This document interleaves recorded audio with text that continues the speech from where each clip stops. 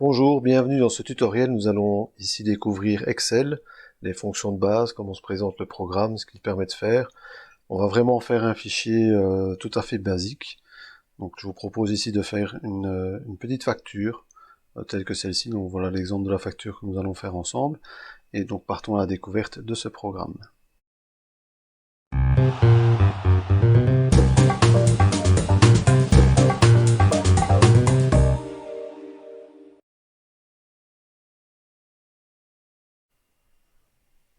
Alors Excel est un tableur, ce qu'on appelle un tableur, donc il va nous permettre de gérer des données et produire des calculs automatisés, le but étant de faciliter la tâche au quotidien, évidemment. Donc il ne suffit pas de mettre des chiffres dans un tableau, ce serait bien trop simple et bien inutile.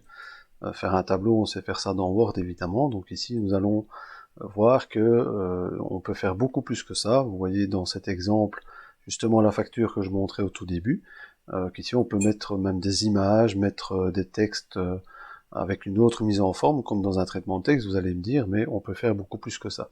Par exemple, on voit ici dans cet exemple de facture que le deuxième poste, on a une location de projecteur, on en a loué 17. Le prix d'une location d'un projecteur est fixé à 14 €.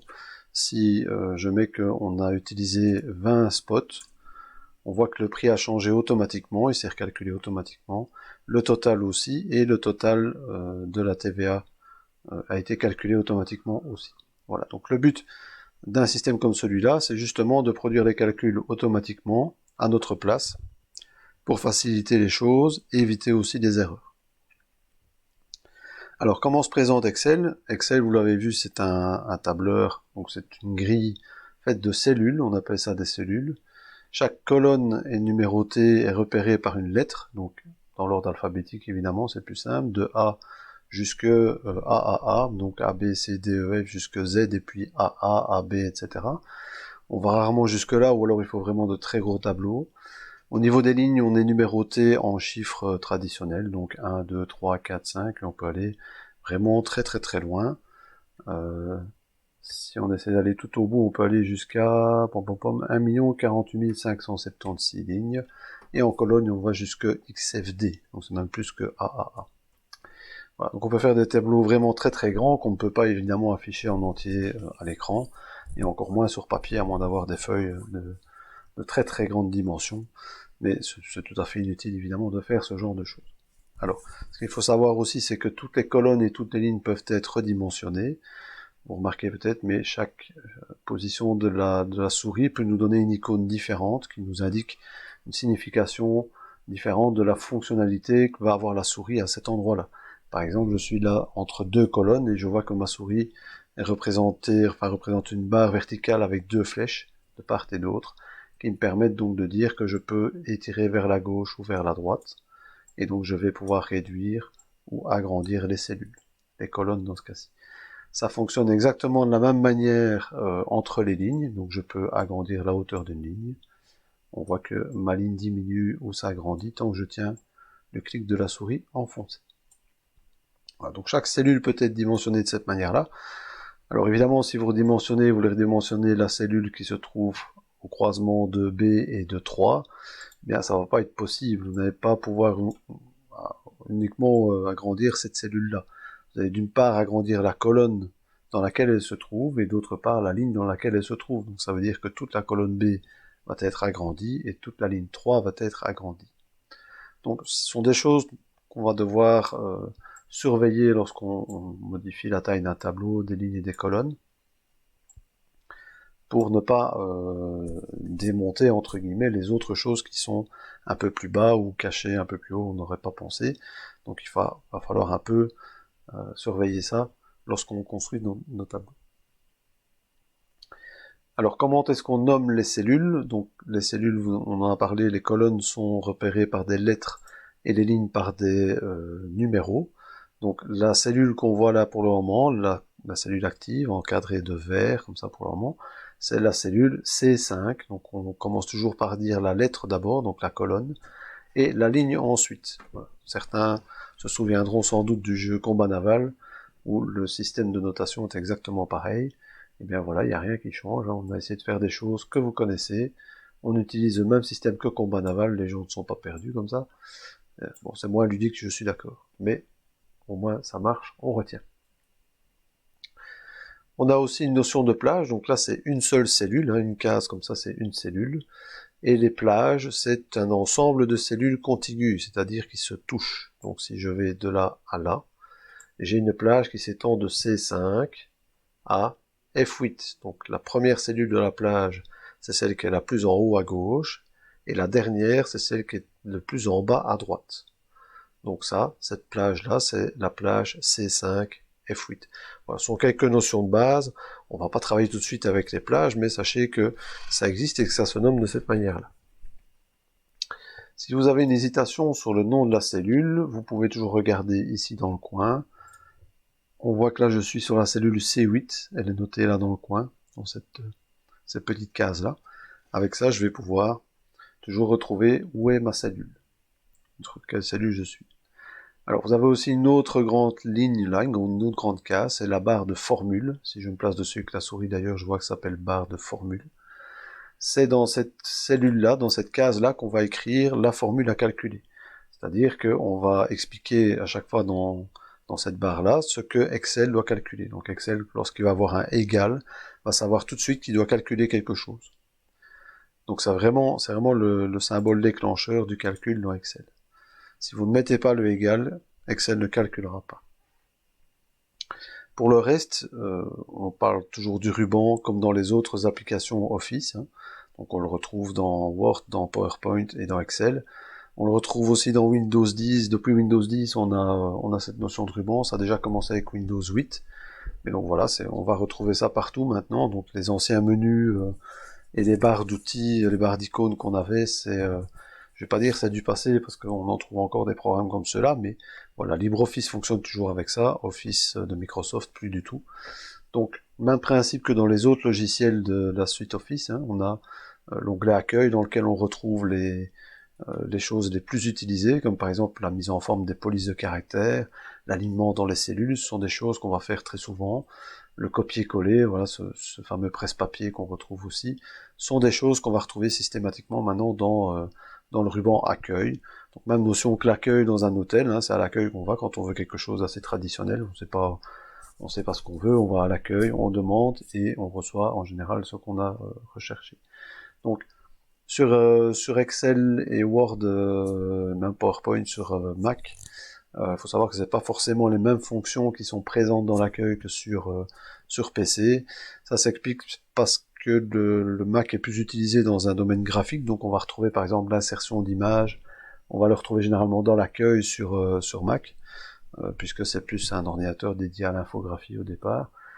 Par contre sur PC, on va le retrouver dans l'onglet insertion, images, etc. Donc sur Mac, ça c'est un peu changé. L'autre explication aussi qui vient compléter ça, c'est que ce n'est pas la même équipe de développeurs. Donc ils ne mettent pas leur priorité forcément de la même manière. Donc les deux équipes sont différentes et ne communiquent pas forcément tout le temps. Voilà. Donc il y a deux écoles pour ce genre de logiciel, tout dépend sur quelle machine vous travaillez. Alors comment placer des infos dans une cellule? Vous remarquez que quand vous êtes au-dessus d'une cellule, votre souris devient une grosse croix blanche. On verra que dans certains cas, sur le coin, par exemple, ça devient une fine croix noire. Et dans d'autres cas, c'est une croix faite de flèches. Donc chaque fois, c'est une signification, une fonction différente, un fonctionnement différent de la souris. Pour mettre des infos dans une cellule, par exemple, si je veux mettre bonjour dans cette cellule-là en B4, hein, autant s'habituer tout de suite avec les adresses des cellules, puisque le B4, ça s'appelle l'adresse. Voilà, mais si je veux mettre bonjour dans cette cellule-là, je me place sur la cellule, donc il faut qu'elle soit encadrée de vert, donc elle est sélectionnée, elle est active, et là je peux taper directement au clavier bonjour. Vous remarquez qu'il y a très peu de choses qui sont actives dans le ruban, pour le moment, c'est tout simplement parce que je suis toujours en train de taper, on voit le curseur ici qui clignote toujours dans la cellule, et donc c'est pour cette raison qu'il y a très peu de choses qui sont actives. Les seules choses que je vais pouvoir faire, ce sont des copier-coller, des mises en forme de caractères, gras, italique, souligné, des couleurs, la police, ce genre de choses, mais finalement très peu de choses, et c'est normal, c'est parce que je suis seulement en train de taper le texte. Donc je vais récupérer la possibilité de mettre d'aligner par exemple l'intérieur du contenu de la cellule Une fois que j'aurai quitté ce mode-là, donc quand je vais faire Enter pour valider ce que j'ai tapé, voilà, vous voyez que ça va automatiquement à la ligne, c'est la cellule en dessous qui est active maintenant, et vous voyez que toutes les autres fonctions sont de nouveau accessibles, donc là je peux me remettre sur une cellule et dire voilà, je l'aligne à droite par exemple, ou à gauche, ou au centre, chose que je ne savais pas faire tant que j'étais en édition. Lorsque le curseur clignote, vous voyez que je ne peux rien modifier. Donc si vous voyez que vous n'avez plus accès à rien, pas de panique, c'est pas le programme qui est bloqué, c'est vous qui êtes sans doute en mode édition, donc regardez si le curseur n'est pas en train de clignoter à cet endroit-là. À ce moment-là, vous faites Enter ou Escape. Escape, la touche Escape va annuler les modifications que vous étiez en train de faire, et la touche Enter va les valider, évidemment. Voilà, donc je peux taper du texte de cette manière-là, et vous remarquez que dans le ruban ici dans l'accueil, j'ai un groupe, parce que chaque ensemble de fonctions qui se trouve entre deux barres verticales s'appelle un groupe. On voit que je suis dans le groupe nombre en mode standard. Donc Excel décide que c'est du texte, donc pour lui c'est du texte, donc c'est standard. Si j'avais mis par exemple 15, il considère aussi que c'est du standard, mais si je mets 15,5 par exemple, toujours standard. Si je mets des pourcentages, vous allez voir que là, voilà, je suis passé en pourcentage automatiquement, donc Excel est capable de déduire certaines choses. Pas tout, évidemment, c'est pas une intelligence artificielle, hein, c'est un tableur avec certaines fonctions automatisées, mais c'est pas un algorithme d'intelligence artificielle. Voilà, donc il y a certaines choses qui vont se faire automatiquement pour vous aider, notamment passer à la cellule suivante, ce genre de choses, ça se fait tout seul sur un Enter, et en fonction de ce qu'on fait, vous allez voir que ça va pas forcément chaque fois aller à la ligne. Excel va apprendre que vous avez plutôt répété toutes ces séquences de déplacement là et s'adapter pour suivre vos habitudes de déplacement. Voilà, donc si on veut mettre en forme les cellules, donc je retape par exemple un mot bonjour dans une cellule, donc dans la B4 de cette fois-ci, je peux par exemple la mettre en forme en changeant la police de caractère, de la même manière que je change dans un autre programme logiciel de traitement de texte, par exemple comme Word. C'est exactement le même principe, le mettre en gras, en italique, en souligné. Ce sont des choses sur lesquelles je ne vais pas revenir systématiquement. Je peux aussi changer la couleur de fond, ce qu'on appelle le remplissage, avec le pot de peinture qu'on voit là, le mettre par exemple en jaune, ou encore changer la couleur de la police de caractère, donc rouge sur fond jaune. C'est du plus bel effet, je sais, c'est très très moche, mais au moins on s'amuse. Voilà, donc je peux procéder de cette manière-là. Évidemment, on peut aller beaucoup plus loin dans les mises en forme, donc on va démarrer petit, mais ici on va pas faire énormément de choses. On va vraiment découvrir tout l'environnement avant d'attaquer le premier travail. Une petite précision sur le quadrillage que vous voyez, donc toutes ces lignes grises qui séparent toutes les cellules, c'est juste un repère visuel pour vous retrouver, pouvoir vous repérer dans la grille. Donc ces bordures-là ne s'impriment pas. Si je fais un aperçu avant impression, voilà ce que ça va me donner. Je vais juste avoir mon bonjour en rouge, en italique, en gras, en souligné, sur un rectangle jaune, mais il n'y a aucune ligne, aucun quadrillage autour des cellules. Donc ne vous faites pas avoir. Les lignes et enfin, toute cette grille qu'on voit là ne va vraiment pas apparaître à l'impression. Si vous voulez voir des grilles comme celle-là apparaître, vous devez, sur les cellules de votre choix, donc il faut d'abord sélectionner évidemment, vous devez appliquer avec ici l'outil de bordure, les bordures que vous souhaitez. Par exemple, uniquement les inférieures, les supérieures, les intérieures, toutes les bordures si vous voulez. Alors, petite précision aussi, qu'est-ce qu'il faut comprendre? Si je sélectionne par exemple ici la plage B3 à E10, si je fais bordure extérieure épaisse, ça veut dire que ça va encadrer la plage sélectionnée. Ça va pas encadrer toutes les cellules, une par une, de bordure épaisse. Là, ça voudrait dire qu'on aurait fait toutes les bordures. Mais toutes les bordures ne font pas des bordures épaisses. Ce sont des bordures simples. Donc, si vous regardez bien les petites icônes qui sont présentes à côté, on voit que uniquement les lignes extérieures sont épaisses et les intérieures sont en pointillés. Les pointillés symbolisant les séparations naturelles des cellules. Donc ces fameuses lignes grises qu'on voit là pour le moment, qui ne sont pas celles qu'on va voir à l'impression. Donc si je sélectionne bordure extérieure épaisse, alors là, on ne voit rien pour le moment parce que c'est toujours sélectionné, donc le cadre vert de ma sélection masque ça, mais si je clique ailleurs, on voit maintenant que la bordure tout autour est bien en épais. Si je resélectionne une autre plage et que je choisis par exemple les bordures intérieures, est-ce que je peux faire ça rien que les intérieurs? Pas directement, c'est pas grave, on va en prendre une autre, mais je peux faire par exemple les bordures doubles en bas, et bien je n'aurai que les lignes inférieures de B18, C18 et D18 qui seront en double ligne. Voilà, on voit ici donc en B18, C18 et D18. Voilà. Donc cette notion de intérieur, extérieur, ça concerne vraiment une plage. Évidemment, si vous sélectionnez une cellule et que vous faites bordure, toutes les bordures, évidemment, vous allez encadrer la cellule comme si vous aviez encadré une plage de cellules. Ça n'a rien à faire dans ce cas-ci, bordure extérieure, que ce soit bordure extérieure ou toutes les bordures, dans ce cas-ci, on aura le même résultat. Si j'en prends une un peu plus loin et que je fais toutes les bordures, bah forcément, vu que je n'ai qu'une cellule, j'aurai exactement le même effet. Voilà, alors, d'autres choses intéressantes, on va voir que dans certains cas, ça peut être très utile ce genre de fonction. On connaît dans Word l'alignement à gauche, le centré, l'alignement à droite. On a même le justifié. Alors, le justifié en Excel, ça n'existe pas, il n'y a que l'aligné gauche, centré, aligné droit. Par contre, vous voyez que par défaut, donc en standard, si on fait rien, c'est aligné en bas de la cellule. Donc, vous voyez que j'ai agrandi la ligne, on voit que bonjour est en bas. On voudrait peut-être par défaut l'avoir au milieu, ben voilà, il faut savoir que par défaut c'est en bas. Donc on voit que au-dessus de ces trois fonctions d'alignement de texte qu'on connaît habituellement dans d'autres systèmes, dans d'autres logiciels, on voit que juste au-dessus, il y a trois autres boutons. Le premier montrant les lignes en haut de la cellule, le deuxième au milieu et le troisième en bas. Vous voyez que celui d'en bas est sélectionné, et on voit qu'effectivement le texte est en bas de la cellule. Donc si je veux le centrer dans la cellule, il faut que je sélectionne le aligner au centre, et je peux mettre mon texte au centre. Alors on voit aussi d'autres fonctions à côté, on utilise très peu, mais dans certains cas ça peut être utile, comme par exemple mettre le texte en biais dans la cellule. On peut changer l'orientation du texte. Alors il y a plusieurs pré-réglages qui existent, donc en général on fait une rotation dans le sens inverse des aiguilles d'une montre, et on le met à 45 degrés dans ce sens-là. Vous voyez que ça déborde un peu sur les autres cellules, donc voilà, c'est à maîtriser, mais dans certains cas, on peut avoir une grande en-tête qu'on ne sait pas mettre tout en longueur, et donc à ce moment-là, plutôt que de la mettre tout en hauteur et avoir une grande en-tête, voilà, on le met en pied, ça permet de faire, d'éviter de consommer trop de place, et puis bon, ça a son petit effet aussi quand même, c'est pas trop laid à faire.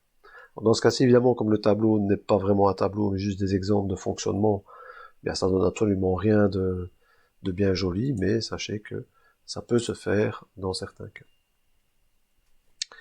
Alors, d'autres choses très intéressantes aussi, dont on va avoir besoin dans le premier exercice d'ailleurs, dans le premier exemple, c'est la fusion des cellules. Donc, si j'ai un titre qui doit prendre la longueur de 4 cellules, eh bien, le meilleur fonctionnement à utiliser, c'est de fusionner ces cellules-là. C'est plus propre, on va dire. Vous pouvez taper quelque chose dans la cellule A en mettant bonjour à tout le monde, par exemple. Donc, le texte va évidemment déborder, bonjour à tout le monde. Voilà. Donc je suis avec un texte qui est à la fois sur la colonne A et sur la colonne B, donc je suis sur A1 et B1 en même temps. Alors ça fonctionne très bien, Excel le montre bien, hein, donc la bordure entre les deux cellules a même disparu, mais ne vous y fiez pas, les deux cellules n'ont pas fusionné en une seule. On voit que je peux aussi bien sélectionner une que l'autre. L'idéal pour un texte comme celui-là, c'est de sélectionner les deux cellules et de fusionner les deux cellules ensemble. Ça n'en fera qu'une seule. Voilà, donc si je fais fusionner et centrer, ça veut dire que les deux cellules sont maintenant devenues une seule cellule, donc qui recouvre A1 et B1, et le texte a été centré. Tout simplement parce que la fonction s'appelle fusionner et centrer. Donc par défaut, si je clique là, ça fusionne, mais ça centre aussi le texte. J'aurais pu le faire autrement et ne pas centrer le texte, j'aurais pu utiliser la petite flèche à côté, qui va me permettre non pas d'utiliser la fonction telle qu'elle est définie là par défaut, mais avoir d'autres choix, comme par exemple fusionner tout simplement.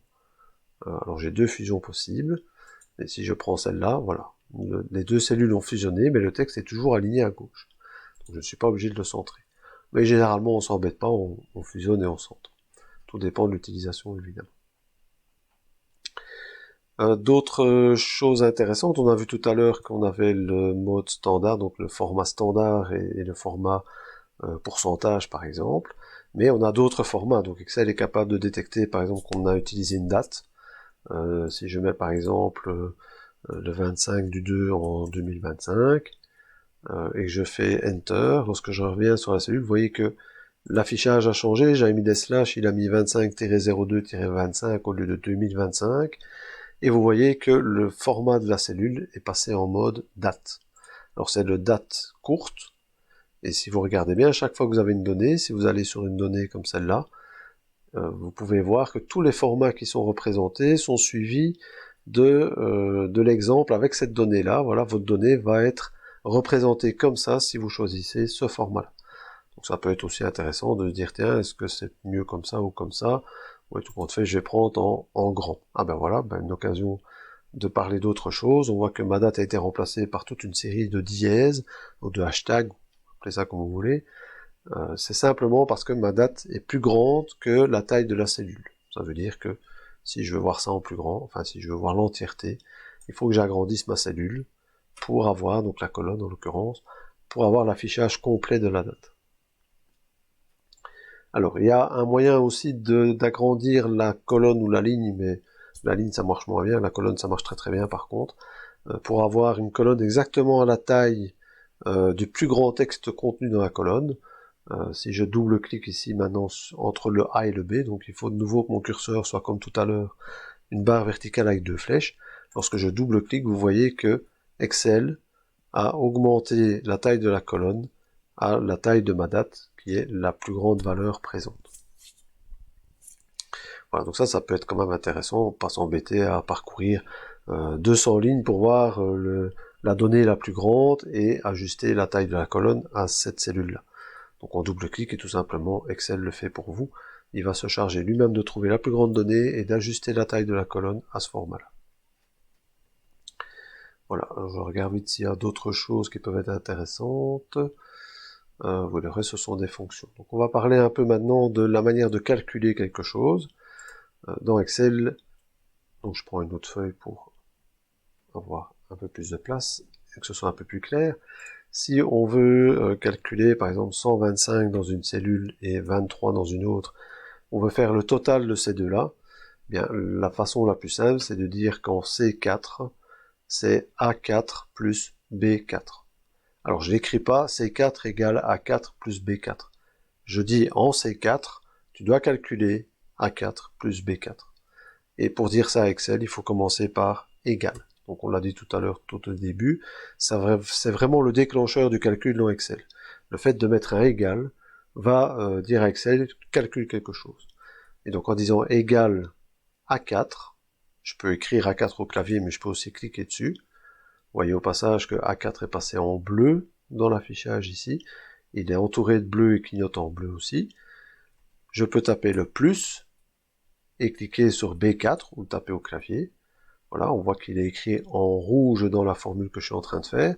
Il est encadré de rouge et sur fond rouge pâle aussi. Donc on peut visuellement repérer les différents éléments qui composent la formule. Si vous avez c'est plus facile pour vous de voir visuellement comme ça plutôt que de vous imaginer A4, ah oui c'est là-bas, plus B4 c'est là-bas. Voilà, rien qu'avec les couleurs déjà on peut retrouver beaucoup de choses.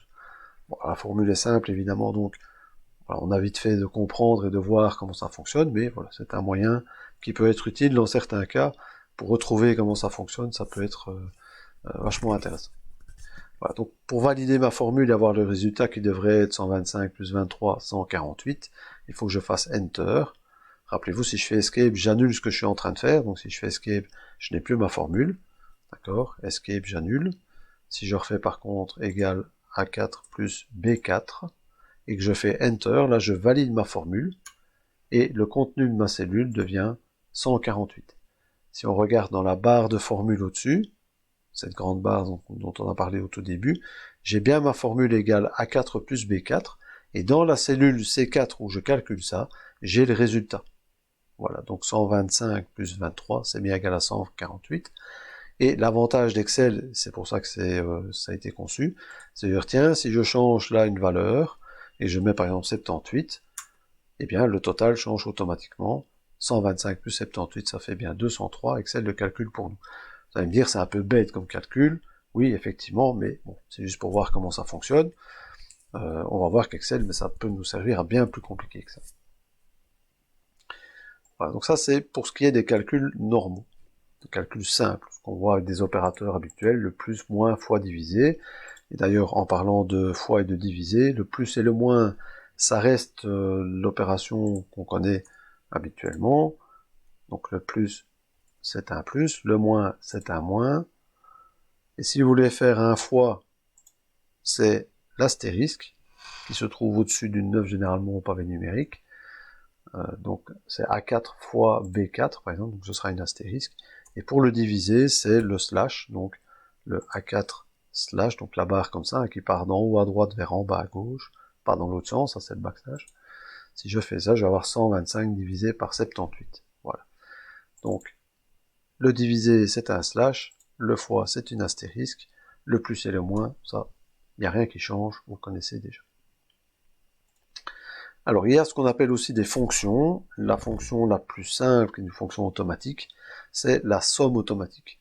Alors, plutôt que de faire, si je voulais additionner tout ça ensemble, plutôt que de faire égal ça, plus ça, plus ça, plus ça, qui est bon, hein, je peux faire ici, égal 203 plus 47 plus 9750 plus 1,6, tralala. Hein.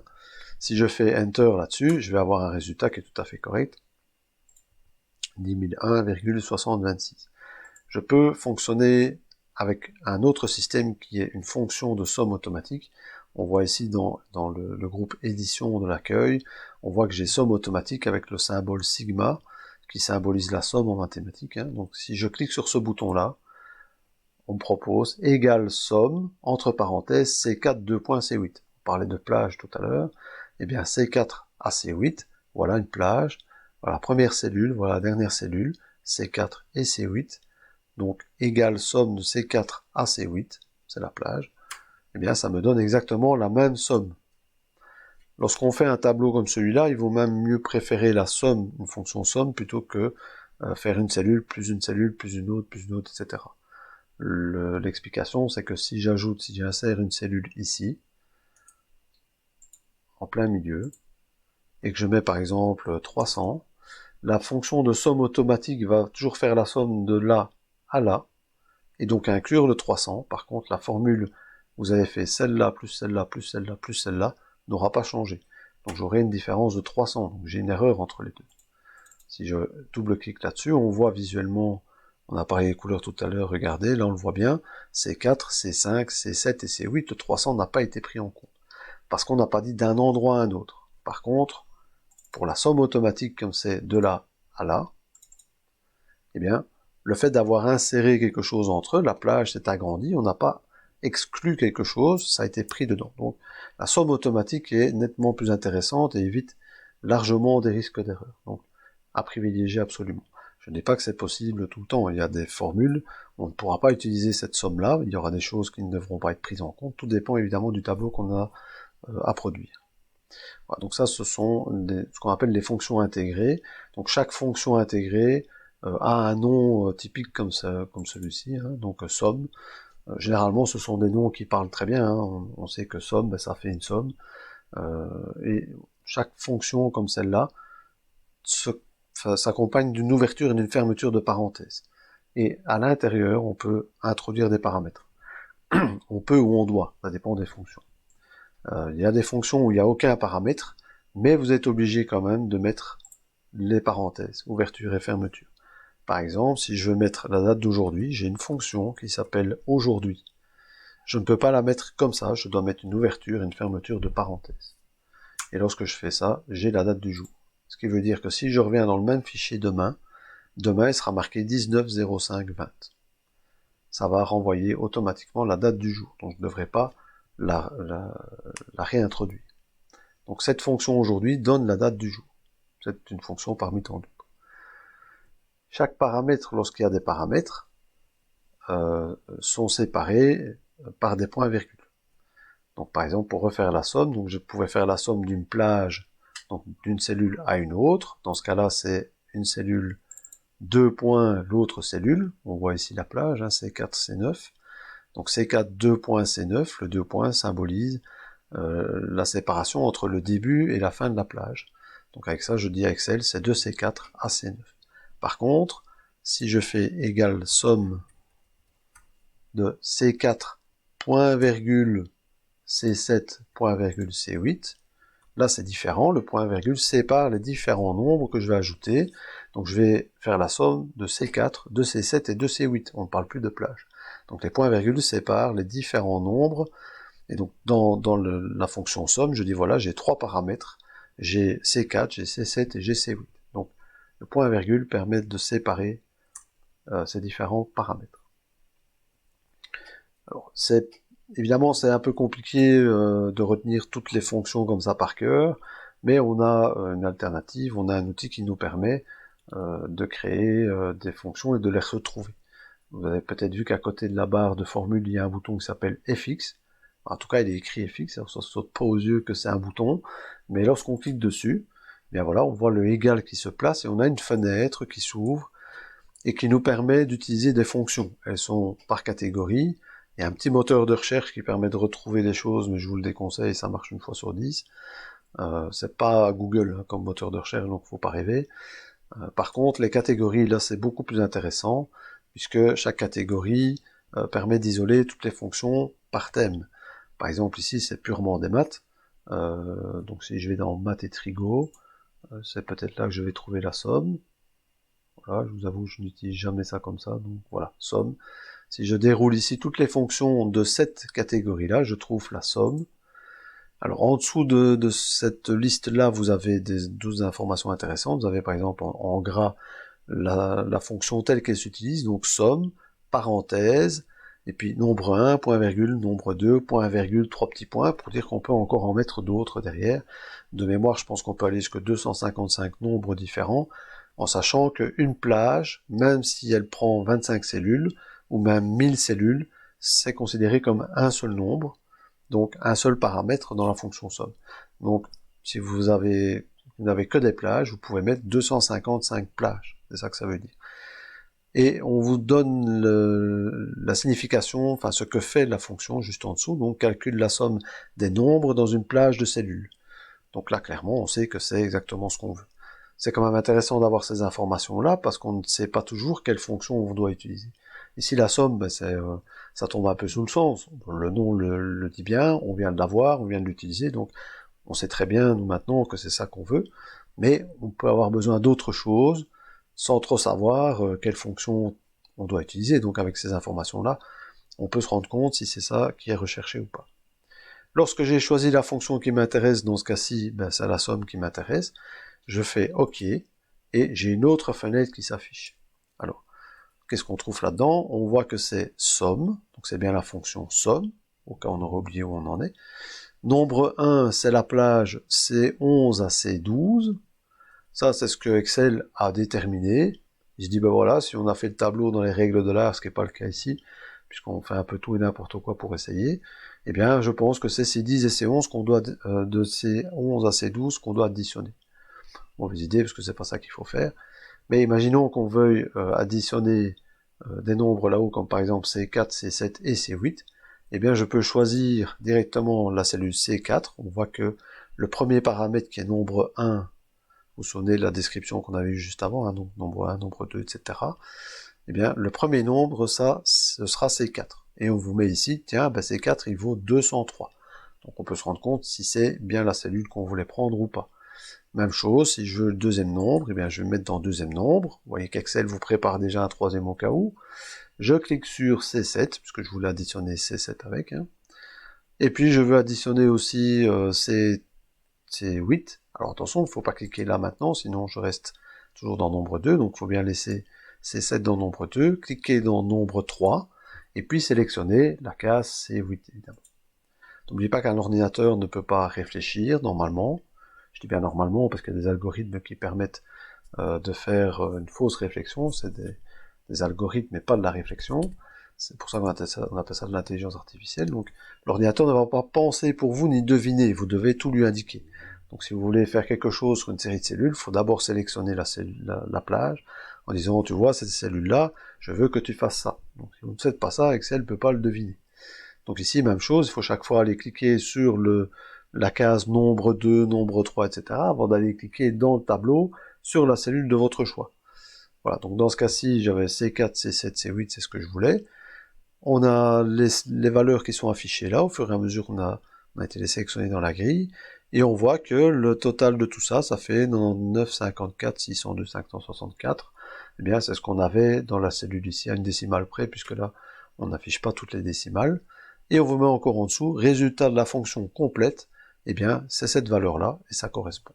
Lorsque je fais OK, c'est comme si j'avais fait Enter lorsque je tape la formule moi-même, et si vous regardez bien dans la barre de formule avant même que je fasse le OK, eh bien, Excel a tapé, entre guillemets, pour vous, la formule que vous avez définie uniquement avec votre souris. Donc, ça revient à la même chose que si vous l'aviez tapé à la main, évidemment. Voilà, donc le bouton FX, ça peut être vachement intéressant quand on ne sait pas trop les formules, quand on n'arrive plus à retrouver, tiens, comment ça marche les paramètres, c'est pas toujours évident. Là, c'est beaucoup plus visuel, donc beaucoup plus facile, évidemment. Voilà, donc quand vous avez fait ça, vous faites OK, vous avez votre résultat, et si vous regardez bien, entre ces deux cellules-là, eh bien, c'est exactement la même formule, ce sont les mêmes cellules qui sont encadrées, évidemment. Voilà, donc ça, ce sont quelques fonctions comme celle-là. On avait parlé de la fonction aujourd'hui tout à l'heure, hein, donc si je vais rechercher dans la catégorie date et heure, eh bien je vais retrouver ben voilà, la fonction aujourd'hui, qui s'utilise avec aucun paramètre, ça se voit. Aujourd'hui, parenthèse, parenthèse, renvoie la date du jour au format date. Vous faites ça, aucun paramètre à mettre, on le voit, hein. Cette fonction ne possède pas d'argument, il y a juste à faire OK, et donc ça fait égal aujourd'hui, parenthèse, parenthèse, comme on l'avait tapé tout à l'heure. Lorsque je fais OK, j'ai la date du jour qui s'affiche. C'est exactement pareil que ce qu'on avait fait ici. Le format est juste différent.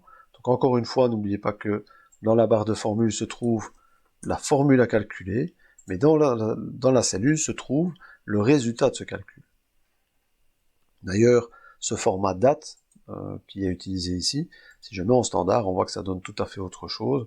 Donc ces fameux formats de nombres, il faut voir ça un peu comme un masque. Hein, quand on va à Venise et qu'on voit, enfin j'ai jamais été, mais j'ai déjà vu des personnages déguisés à Venise, ils ont tous la même tête, c'est un peu comme à Binge d'ailleurs, hein, quand ils ont le masque, ils ont tous la même tête, mais derrière, c'est chaque fois une personne différente. Donc dans la barre de formule, il y a des choses différentes, mais dans les cellules, si vous mettez tout au même format, eh bien on utilise le même masque. Donc le masque ici de cette date-ci, c'est le format date courte qui donne le jour en 2 chiffres, tirer le mois en 2 chiffres, tirer l'année en 2 chiffres. Donc, mais c'est la même donnée que de l'autre côté dans cette cellule-ci. On avait mardi 25 février 2025. Ici, oui, ici j'ai mis la date d'aujourd'hui, donc c'est pas tout à fait la même date, mais enfin, c'est un autre format. Si je remets ici aujourd'hui, voilà, à ce format-là, eh bien on voit que c'est le lundi 18 mai 2020. Ici, j'ai 18-05-2020. C'est la même donnée, mais exprimée dans un format différent. Voilà, alors d'autres formats intéressants dans le cas d'une facture, par exemple, puisqu'on en parlait tout à l'heure aussi, c'est le format monétaire. Les comptables vont préférer comptabilité, vous allez me dire c'est la même chose, pas tout à fait. Il y a un espace en plus entre le nombre et la devise. Le signe négatif, quand il y en a un, se trouve au tout début de la cellule, quand c'est de la comptabilité, pas quand c'est monétaire. Voilà. Donc ça peut être un peu perturbant, le comptabilité, si vous n'avez pas l'habitude. Les comptables, j'imagine, ont une grande aisance avec ça. Moi, pas du tout. Donc moi, je préférais plutôt le monétaire. Et beaucoup de gens vont prendre ça. Voilà. Je ne sais pas pourquoi, d'ailleurs, il y a ces deux formats-là. Il y a sans doute un historique là derrière qui doit justifier ça, mais j'avoue que je ne le connais pas du tout. Voilà. En dehors de ça, qu'est-ce qu'on peut encore dire? Oui, on peut aussi insérer les images, on en a parlé aussi tout à l'heure un petit peu. Je peux, dans le menu insertion, parce que le ruban s'utilise exactement de la même manière que dans les autres logiciels. Donc je vais insérer une image, et bien je vais dans insertion, je vois que j'ai dans le groupe illustration le image, et je peux aller utiliser une image de mon appareil, c'est-à-dire mon ordinateur, ou aller chercher sur le cloud, ou sur internet en ligne, etc. Et je peux par exemple utiliser, que sais-je moi, un avatar comme celui-là, voilà par exemple. Et je peux le placer comme je veux, À la différence de Word, Word, on sait bien que ça s'insère dans le texte comme un caractère, donc aligné sur le texte. Ici, c'est directement en avant de tout ce qui est contenu dans la feuille Excel. Comme la plupart des images, j'ai des poignées sur les coins qui permettent d'agrandir ou de rétrécir l'image en gardant les proportions. Les poignées centrales sur les arêtes permettent d'écraser, enfin d'étirer dans un sens ou dans l'autre, verticalement, horizontalement, mais attention, là on ne respecte plus le ratio hauteur-largeur. Donc il faut faire attention de ne pas déformer les têtes des gens si vous voulez pas avoir des problèmes avec les personnes concernées. Donc évitez autant que possible, de toute façon c'est pas beau. Donc évitez quand même ça. On peut aussi tourner un peu l'image, et vous remarquez aussi qu'il y a même moyen de mettre en forme, comme par exemple mettre des ombres derrière l'image, pour décaler un peu l'image du fond de la quille. Voilà.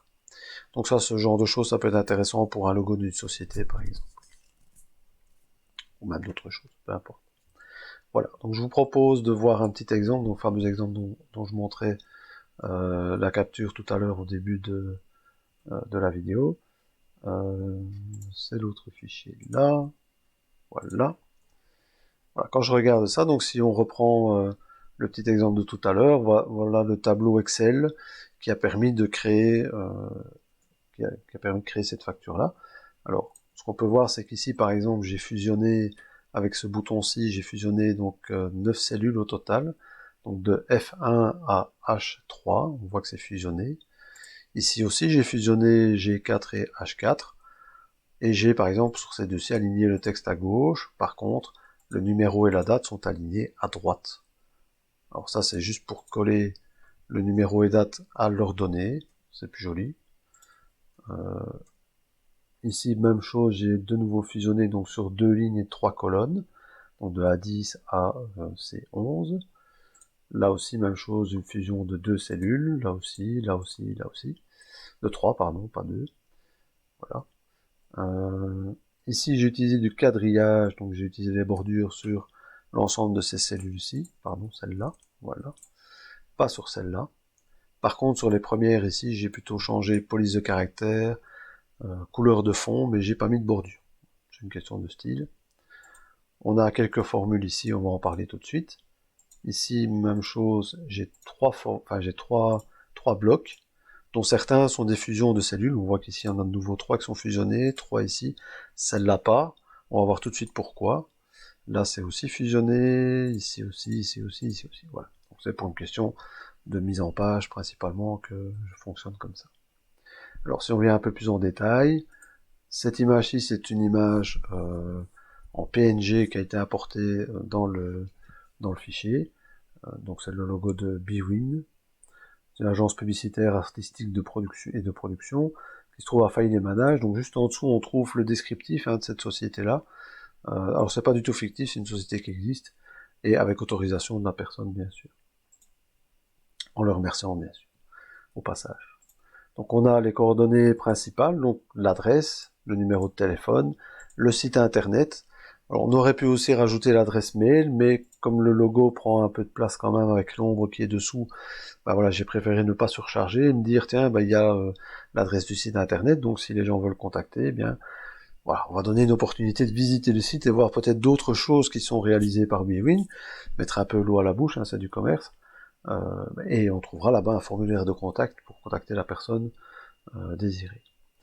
Dans le fond, on trouve des informations peut-être plus officielles, mais qui sont quand même un peu obligatoires lorsqu'on fait ce genre d'activité. Bon, il y a par exemple l'agrément à la région Wallonne, le numéro de TVA, et puis il y a aussi le truc Facebook, le petit truc Facebook, c'est quand même important pour tout le monde. Voilà, donc ce genre de choses.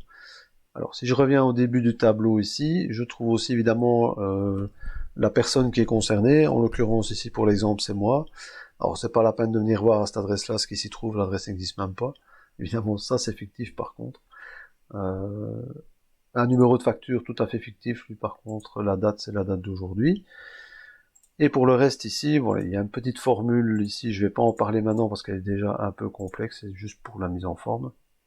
Par contre là c'est plus intéressant, je trouve ici la formule qui permet de calculer le prix, c'est à peu près la même chose que ce qu'on a fait tout à l'heure, sachant qu'on a un prix unitaire, donc PU c'est prix unitaire, Donc par exemple une prestation Fancyfait, ça coûte par exemple 370 €. Les prix sont par contre tout à fait fictifs. Je ne me suis pas renseigné sur les prix, donc si ça vous intéresse, contactez Bwin, ils vous donneront les vrais prix. Donc mémorisez bien l'adresse, allez, je zoome dessus comme ça vous la voyez bien. Faites un arrêt sur image et notez-la. Puis contactez-les, n'hésitez pas. Et alors ici, voilà, j'ai la quantité, donc si j'ai une prestation des Fancyfait à 370 €, forcément le prix doit être de 370 €. Par contre, si j'utilise la même formule ici, voilà, location de projecteur par 64, une location d'un projecteur c'est 14 €, la quantité c'est 20, le prix doit être de 280 €, c'est-à-dire 14 fois 20. C'est égal F20 plus G20, c'est F20 fois G20, pardon, ce qu'on a fait tout à l'heure, donc celle-là fois celle-là. Donc le prix de ce poste-là, c'est le prix unitaire fois la quantité. Donc c'est le principe utilisé généralement dans toutes les factures. J'ai rien inventé sur ce coup-là. Donc voilà. Donc ces formules-là sont faites de cette manière-là. Et tout en bas pour le total, on a fait la fameuse fonction somme. Vous vous rappelez, donc on a fait la somme de H19 à H33, puisque le total de la facture, c'est la somme de tous ces postes-là, tous les totaux de ces postes-là. Alors, si on veut rajouter, par exemple, la TVA en dessous, en italique, un peu en plus petit, pour qu'on sache combien il y a de TVA qui est incluse, j'aurais même dû dire total TTC, par exemple, ici, pour le titre de la ligne, ça aurait été plus clair. Et donc dire en dessous, TVA 21%, ça représente 144,05 €, puisque ceci c'est le total TVA comprise, on doit diviser ça par... on doit enlever de ça le total divisé par 1,21, puisque ceci représente 121% du montant TVA comprise. Donc si je fais ça divisé par 1,21, je retrouve le montant hors TVA, et donc pour retrouver la TVA, je dois faire le total TVA comprise moins le hors TVA que je viens de calculer. Donc je dois faire 830 moins 830 divisé par 1,21. Donc tout ça se calcule tout seul. Si par exemple je change la quantité de part 64 qui a été utilisée, et j'en mets par exemple 15, on va voir que le 280 va se recalculer, mais pas seulement. On va voir que le 830 va se recalculer, et forcément la TVA aussi. Et c'est là que, voilà, on voit que tout a changé, c'est là que on trouve toute l'utilité d'Excel, évidemment, c'est de pouvoir calculer tout ça sans devoir tout recalculer et risquer des erreurs supplémentaires. Donc, une fois que tout ça est bien mis en place, faire une facture, c'est plus vraiment compliqué, il n'y a plus d'erreurs possibles dans ce cas-là. Alors, une autre petite formule que j'ai utilisée, c'est ici. Donc, la facture est à payer avant le 17/6/2020. Pourquoi le 17/6? Bon, là, dans mon exemple, j'ai décidé de faire une échéance à 30 jours calendrier, pour pas faire compliqué, et donc 30 jours calendrier par rapport à la date de la facture. La date de la facture, je l'ai ici, donc elle est en G5. J'aurais pu mettre égal aujourd'hui, à la place de 18/5, mais c'est un peu risqué, parce que si je réouvre la facture plus tard, la date elle change, et donc là, si la facture est déjà partie, c'est plus la date exacte de la facture. Donc si je laisse la date du jour, donc 18/5/2020, tapée telle quelle, je dois avoir ici 30 jours en plus, c'est-à-dire le 17/6/2020. Comment j'ai fait? J'ai fait G5 plus 30. G5, c'est la fameuse cellule que je montrais il y a quelques secondes. J'essaie de tout mettre à l'écran en même temps, ça va pas être simple. Voilà. Et donc si je double-clique là-dessus, je vois que c'est G5 plus 30. Pourquoi plus 30? Plus 1, c'est plus un jour, puisqu'en Excel, une unité, c'est un jour. Et donc le 1, par exemple, c'est le 1er janvier 1900. Donc c'est le premier jour du calendrier informatique des ordinateurs actuels, c'est le 1er janvier 1900.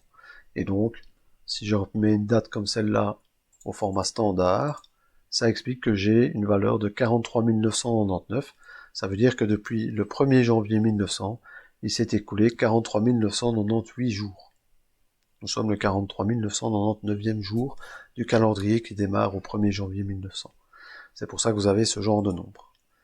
Donc évidemment, ajouter des jours avec Excel, c'est finalement très facile. Il suffit d'ajouter 1 pour ajouter un jour, 2 pour 2 jours, etc. Ce qui veut dire aussi que 0,5, ça représente 12 heures. Donc pour les heures, c'est le même principe. Sachant qu'une journée c'est 24 heures, et bien 0,5 c'est la moitié de 24 heures, donc 12 heures. Donc les temps sont calculés avec le même principe. Donc pour chaque élément, j'ai pu aussi faire une mise en forme. Pour le petit logo Facebook là en dessous, j'ai été bêtement le chercher sur internet, c'est une insertion d'image. Et j'ai inséré l'image, le logo Facebook. Je rappelle que au niveau des chartes graphiques, on peut pas faire ce qu'on veut, donc le logo Facebook, je ne pouvais pas par exemple le mettre en orange, en disant tiens je vais l'adapter à ma charte graphique pour que ce soit plus harmonieux, eh bien vous pouvez pas. C'est interdit dans la charte graphique de Facebook, donc vous pouvez le mettre tel quel en bleu, ou le mettre en noir, c'est autorisé, mais certainement pas le remettre en une autre couleur qui vous conviendrait mieux. Voilà. Je termine ici l'initiation à l'utilisation d'Excel dans un système comme celui-là. On peut voir ensemble, évidemment, dans un cours, ce qu'on va faire, comment faire une facture comme celle-là. L'exemple est de toute façon disponible, donc n'hésitez pas. Si vous avez des questions, vous pouvez évidemment me contacter sans aucun problème. À bientôt.